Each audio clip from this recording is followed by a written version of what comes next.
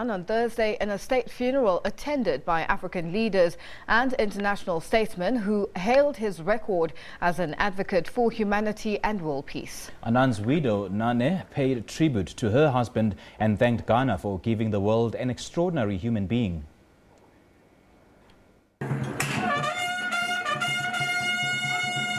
Ghana bade farewell to former UN Secretary-General Kofi Annan on Thursday in a full state funeral attended by African leaders and international statesmen who hailed his record as an advocate for humanity and world peace.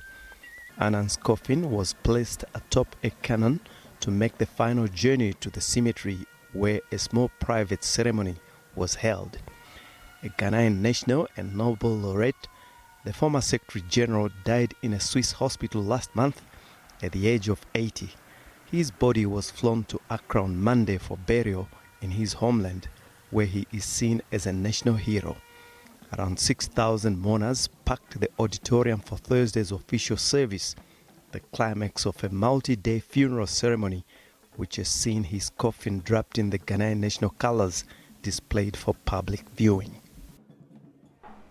Meanwhile, several dignitaries paid tributes to former UN Chief Annan at his funeral. Well, it was a beautiful ceremony. I don't know I have not been part of any ceremony at which the whole world is so fully represented. And that testifies to what he was and continues to be for us as a citizen of the global world. I would say that Kofi Annan was the embodiment of humility, the embodiment of a peacemaker, peacemaking individuals.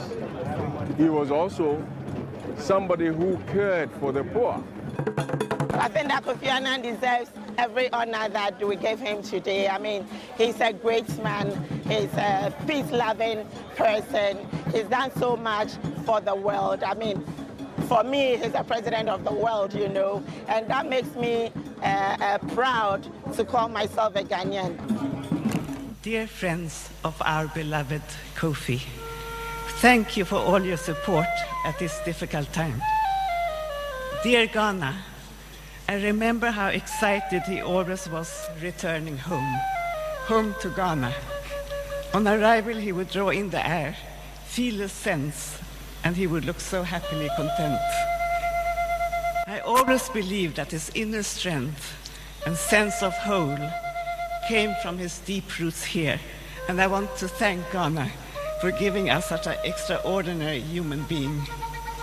Is it not amazing that he already at that young age would have his irresistible... His legacy will live on in his foundation and in all of us. My love, you are now back home where you started your long journey. May you rest in peace, but may your wisdom and compassion continue to inspire us and guide our steps wherever we are. Thank you.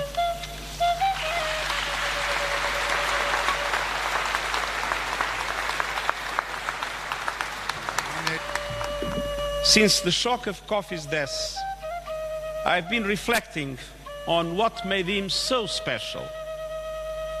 And to my mind, it is simply this. Kofi Annan was both one of a kind and one of us.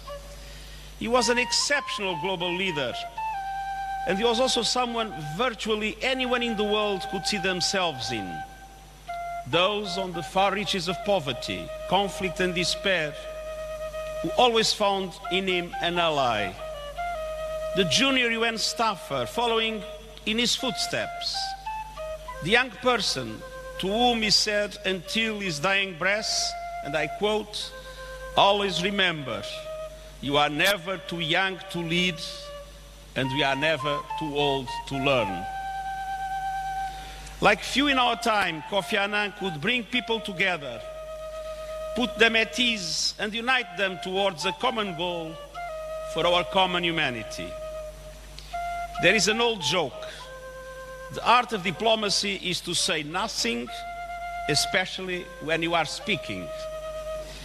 Kofi Annan could say everything, sometimes without uttering a word. Dear friends,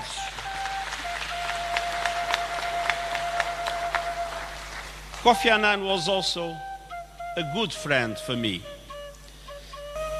Dear friends, let us continue to heed that voice of grace and reason, the voice of morality and solidarity.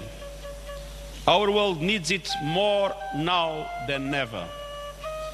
As we face the headwinds of our troubled and turbulent times, let us always be inspired by the legacy of Kofi Annan and guided by the knowledge that he will continue speaking to us, urging us on towards the goals to which he dedicated his life and truly moved our world. Thank you very much.